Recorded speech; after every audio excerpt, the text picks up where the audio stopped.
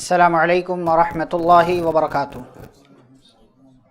بسم اللہ والصلاة والسلام علی رسول اللہ وعلی آلہ واصحابہ ومن والاه، اما بعد۔ معزز حاضرین، آج کی اس مجلس میں سورہ آل عمران کی ایک آیت کا ترجمہ اور اس کے حوالے سے دو تین باتیں آپ کی خدمت میں پیش کرنا ہے۔ سب سے پہلی بات دیکھیں، اللہ رب العالمین نے اس آیت کے اندر بیان کیا، فرمایا لا تحسبن الذین یفرحون بما اتوا، فرمایا آپ ان لوگوں کے بارے میں یہ گمان نہ کریں کہ جو لوگ خوش ہوتے ہیں ان کاموں پر جو وہ کرتے ہیں، وَيُحِبُّونَ أَن يُحْمَدُوا بِمَا لَمْ يَفْعَلُوا، اور دوسرے وہ لوگ جو اس بات کو پسند کرتے ہیں کہ ان کی تعریف کی جائے ان کاموں پر جو انہوں نے کیا ہی نہیں۔ فَلَا تَحْسَبَنَّهُمْ بِمَفَازَةٍ مِّنَ الْعَذَابِ، تو آپ ایسے لوگوں کو عذاب سے بچ جانے والا مت سمجھیں، وَلَهُمْ عَذَابٌ أَلِيمٌ، ان کے لیے دردناک عذاب ہے۔ اس آیت کے اندر اللہ رب العالمین نے دو ایسے لوگوں کا تذکرہ کیا ہے جو سماج میں موجود ہوتے ہیں اور سماج کے برے لوگ ہیں۔ سب سے پہلے نمبر پر کون لوگ ہیں کہ جو لوگ اپنی غلط حرکتوں پر بھی خوش ہوا کرتے ہیں۔ آپ دیکھیں سماج میں کتنے لوگ ایسے ہیں کہ غلط کام کرتے ہیں اور اس پر وہ خوشی کا بھی اظہار کرتے ہیں اور ایسے بن کر کے رہتے ہیں جیسے کہ انہوں نے کچھ غلط کیا ہی نہیں۔ ایک مثال دوں، میں بہت دفعہ آتے جاتے لوگوں کو ٹوک دیا کرتا ہوں، برا لگے اچھا لگے۔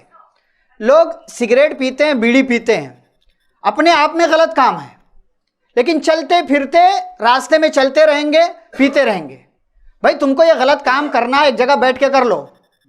یہ کیا کہ بچوں کو بھی تکلیف دے رہے ہو، یہ کیا کہ عورتوں کو بھی تکلیف دے رہے ہو، یہ کیا کہ اسی میں کوئی حاملہ عورت ہے اس کو بھی تکلیف دے رہے ہو، یہ کیا کہ ہر کسی کو آپ اپنے دھواں سے جو ہے اس کو تکلیف پہنچاتے جا رہے ہو، اور ایسے بن کر کے بندہ رہتا ہے کہ جیسے اس نے کچھ کیا ہی نہیں ہے۔ تو ایک تو خود غلط کام، دوسرے اپنے کام سے دوسروں کو تکلیف دینا، یہ بہت بڑی بات اللہ رب العالمین کے نزدیک یہ جرم ہے۔ فرمایا آپ ایسے لوگوں کو یہ نہ سمجھے کہ یہ لوگ عذاب سے بچ جائیں گے، اس کا نقصان تو ان کو ہو ہی رہا ہے جو اپنے آپ میں وہ غلط کام کر رہے ہیں، لیکن اس غلط کام کی وجہ سے دوسروں کو جو نقصان دے رہے ہیں اس کا بھی انہیں جو ہے عذاب بھگتنا پڑے گا اور اس کی سزا ان کو ملے گی۔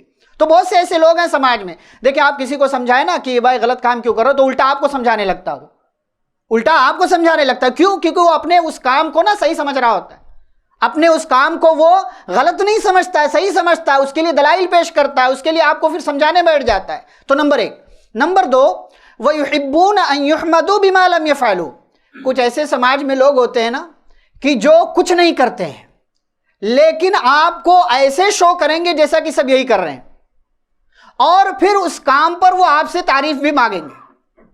بہت سے لوگ ہوتے ہیں نا، جیسے گھروں میں کبھی کام نکلتا ہے تو ہر خاندان میں ایک بندہ ایسا ہوتا ہے جو آگے آگے رہے گا، کرے گا کچھ نہیں، کرے گا کچھ نہیں، آگے رہے گا، نہ کچھ اٹھائے گا، نہ کچھ کرے گا، نہ کہیں جائے گا، نہ کچھ لائے گا، لیکن اس کی آواز ہمیشہ آپ کو سنائی دے گی، وہ اپنی آواز سے یہ ریئیکٹ کرے گا کہ سب کچھ یہی کر رہا ہے، پھر بعد میں یہ چاہے گا کہ لوگ اس کی تعریف کریں۔ ایسے لوگ ہر سماج میں ہوتے ہیں، ہر خاندان میں ہوتے ہیں، ایک نہ ایک ہوتا ہے ایسا بندہ جو کرے گا کچھ نہیں، پھر بھی وہ سوچے گا کہ میری تعریف کی جائے۔ ہر سماج میں، ہر سوسائٹی میں آپ کو مل جائیں گے جو کریں گے کچھ نہیں اور تعریف دنیا کی چاہتے ہیں، وہ کام جو انہوں نے کیا ہی نہیں ہے اس پر چاہتے ہیں کہ ان کی تعریف کی جائے، اس پر بھی یہ چاہتے ہیں کہ تعریف کی جائے۔ تو یہ تعریف کے بھوکے لوگ ہیں، یہ تعریف کے خواہش مند لوگ۔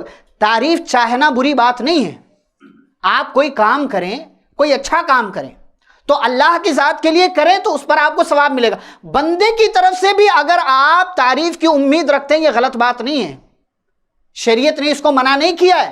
اگر وہ کام صرف آپ اللہ کے لیے کر رہے ہیں، اللہ کی رضا کے لیے خلوص کے ساتھ کر رہے ہیں، اس پر بندے آپ کی تعریف کر دیں تو غلط بات نہیں ہے۔ بھائی دنیا تعریف کرتی ہے اچھے کاموں پر، لیکن آپ نے کوئی ایسا کام جو کیا ہی نہیں ہے، بلکہ آپ صرف اپنے آپ میں، جس کو ہم اپنی زبان میں کیا بولتے ہیں، انگلی کٹا کے شہیدوں میں نام لکھواتے ہیں بعض دفعہ لوگ، کچھ نہیں کیا، ایسا لگتا ہے کہ جنگ انہی کی وجہ سے جیتی گئی ہے، کچھ نہیں کرتے ہیں یہ، تو اس پر وہ تعریف چاہتے ہیں۔ تو اللہ نے کہا وَيُحِبُّونَ أَن يُحْمَدُوا بِمَا لَمْ يَفْعَلُوا، آگے کیا کہتے ہیں، یہ دو ٹائپ کے لوگ، جیسے بدعت کرنے والے بھی نا بدعت کو غلط نہیں سمجھتے ہیں، قیامت کے دن بھگا دیے جائیں گے، جنت سے حوض کوثر سے بھگا دیے جائیں گے، بھاگو یہاں سے، دین میں تبدیلی کر دی، نکل جاؤ یہاں سے۔ اور دنیا میں کیا ہے، وہ اپنے کام کو غلط نہیں سمجھتا، اور دوسرے وہ کہ کرتا کچھ نہیں ہے، تعریف سب کچھ چاہتا ہے۔ تو فرمایا فَلَا تَحْسَبَنَّهُمْ بِمَفَازَةٍ مِّنَ الْعَذَابِ، ایسے لوگوں کو آپ عذاب سے نجات پانے والا قطعی گمان مت کریں، بلکہ وَلَهُمْ عَذَابٌ عَلِيمٌ، ان کے لیے کیا ہے؟ دردناک عذاب۔ اور دردناک عذاب کس کو بولتے ہیں؟ عذاب علیم کس کو بولتے ہیں؟ جو جسم بھی محسوس کرے اور جو دل بھی محسوس کرے۔ جو جسم بھی محسوس کرے، جسم کو وہ عذاب بھی لائق ہو اور دل پر بھی اس کا اثر ہو کہ اے کاش ایسا نہ کیا ہوتا، احساس اندر آئے بار بار، ایسا نہ کیا ہوتا تو یہ نہ ہوتا، ایسا نہ کیا ہوتا تو یہ نہ ہوتا۔ تو ان دو طرح کے لوگوں سے اپنے آپ کو بچا کر کے رکھیں، اور خود اپنے آپ کو ان دو طرح کے لوگوں میں شمار کرانے سے بچائیں۔ اپنے آپ کو دیکھیں، کہیں آپ کا نام تو اس لسٹ میں نہیں آتا، کہیں آپ کا نام تو اس لسٹ میں نہیں آتا۔ ہمیں غور کرنا چاہیے، اس لیے کہ دونوں بڑے خطرناک کام ہیں اور شریعت نے اس چیز سے بچتے رہنے کی تعلیم دی ہے۔ اللہ رب العالمین سے دعا ہے اللہ ہم سبھی کو قرآن و حدیث کی باتوں کو سمجھنے، پڑھنے، عمل کرنے کی توفیق عطا فرمائے۔ آمین۔ وصلی اللہ علی النبی الکریم۔ السلام علیکم ورحمۃ اللہ۔